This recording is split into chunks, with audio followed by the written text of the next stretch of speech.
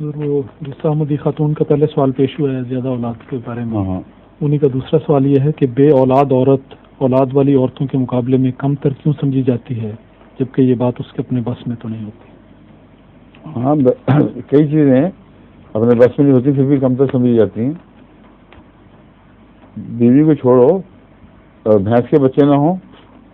تو وہ جس کے ہوں اس سے بہت کم تر سمجھی جاتی ہے.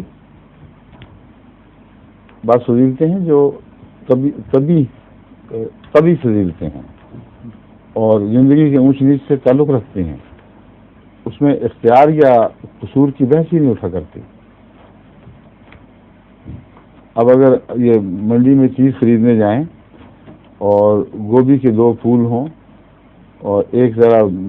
تھوڑا سا میٹھا میٹھا سا اور بجھا بجھا ہو، تو یہ اگر اچھا لینے لگیں تو دکاندار کہہ سکتا ہے ان کو کہ یہ کیوں نہیں لیتے تم، اس کا کیا قصور ہے بیچاری کا، یہ گوبھی کا جو کچھ مرجھایا ہوا ایسا پھول ہے تو عجیب عورت ہو، تم سمجھتی ہو اس نے خود اپنے آپ کو ایسا خراب کیا ہے، تقدیر ہے، چھوڑو پرے، اس کی بجائے یہ لے لو، تو مان جائیں گے. وہ سوال جو مجھ سے کرتے ہیں اپنی فطرت سے کیوں نہیں کرتے ہیں؟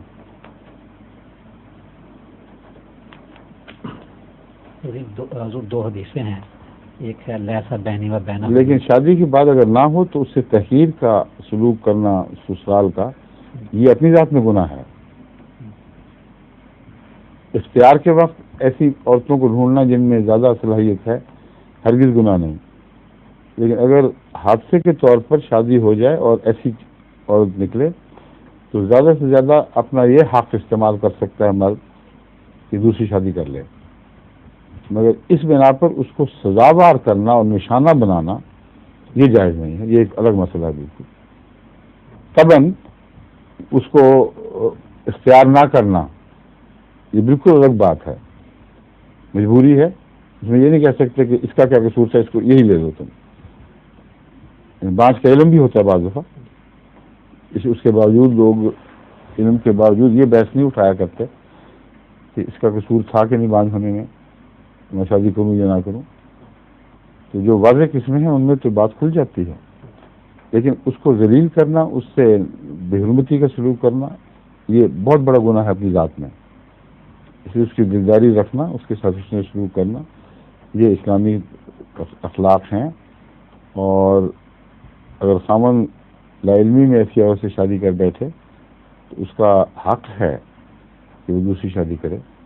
لیکن اس کے حقوق برقرار رکھتے ہوئے، اس کی عزت اور احترام کو مجروح کیے بغیر. سمجھے ظہور مہدی آخر زمان